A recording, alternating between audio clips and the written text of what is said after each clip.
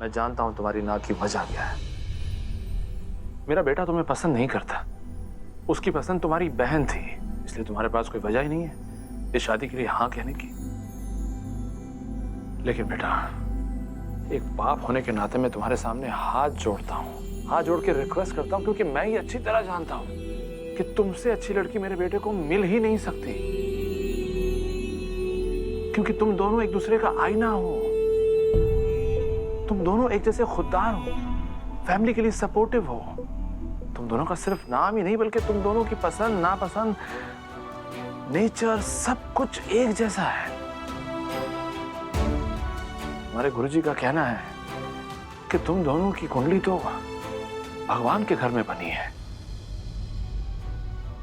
और मैं अपने गुरुजी की बात पर अपने आप से ज्यादा भरोसा रखता हूं। और मुझे इस बात पे भी भरोसा है कि धीरे धीरे मेरा बेटा तुम्हें समझेगा, तुम्हें पसंद करने लगेगा,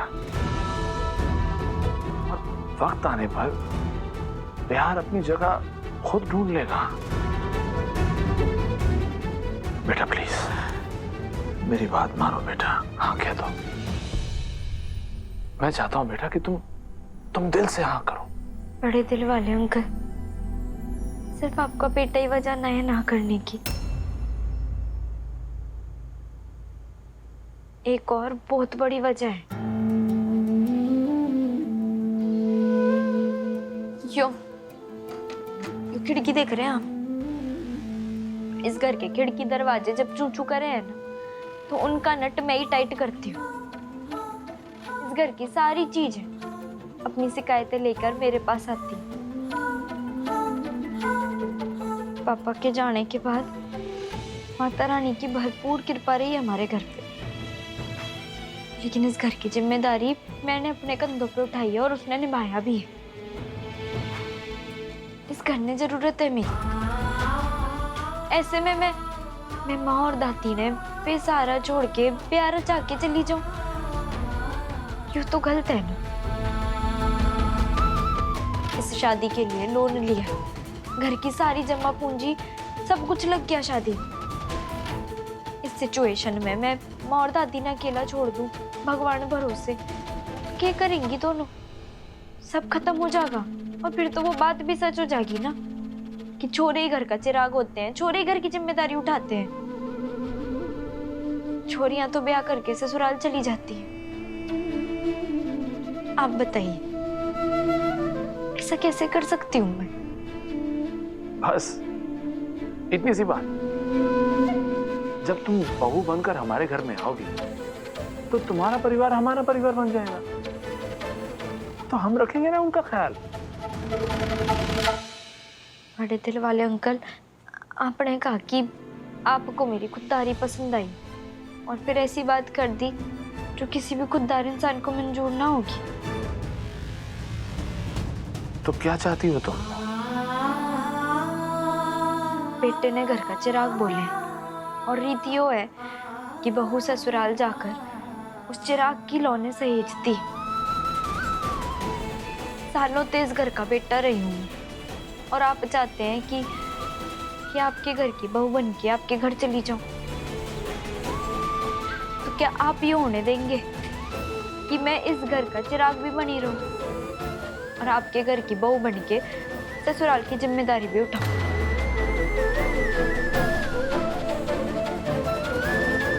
बताइए, क्या आप ये होने देंगे? तो तुम ये कहना चाह रही हो कि शादी के बाद भी तुम अपनी माँ और दादी का यूं ही ख्याल रखोगी? मैं जानती हूँ कि यो रीत ना है, और इसीलिए मैं शादी ना करना चाहती। मैं जानती हूँ कि कोई ना मानेगा कि मैं शादी के बाद भी अपने घर का बेटा और बेटी दोनों बन के अपने घर की जिम्मेदारियां निभाऊं। समझती हूँ मैं, पर आप बताइए, क्या आपने मेरी बात मंजूर है?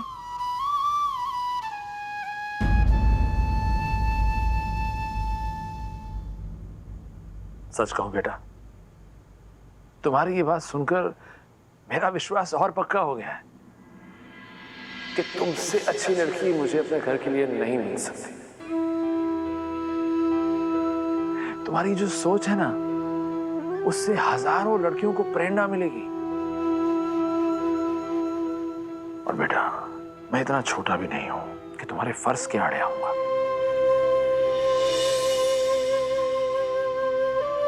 देखो, मैं तुमसे ये वादा करता हूं कि शादी के बाद भी तुम हमारे घर में रहने के बावजूद अपने इस घर को बिल्कुल आज की तरह अपनी ही कमाई से चला पाओगे। हाँ बेटा, मुझे तुम्हारी बात मंजूर है। हाँ कर दो बेटा।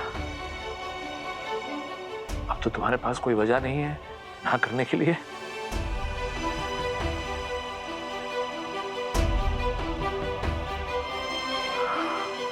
बेटा हाँ कह दो ना। देखो, तुम्हारी सारी मुश्किल आसान हो गई है। हाँ कह दो बच्चे।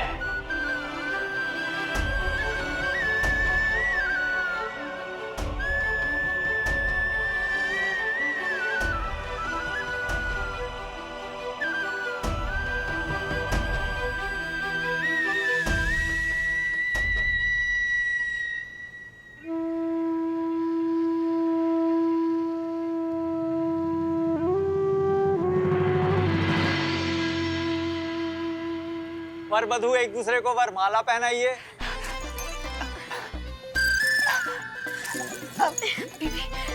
बेब एक मिनट।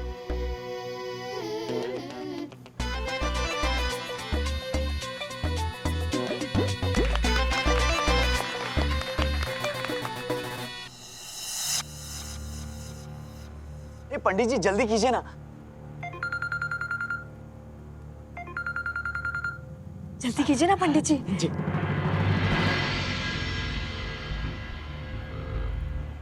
इसे क्या प्रॉब्लम हो गई? बार बार कॉल क्यों कर रहा है?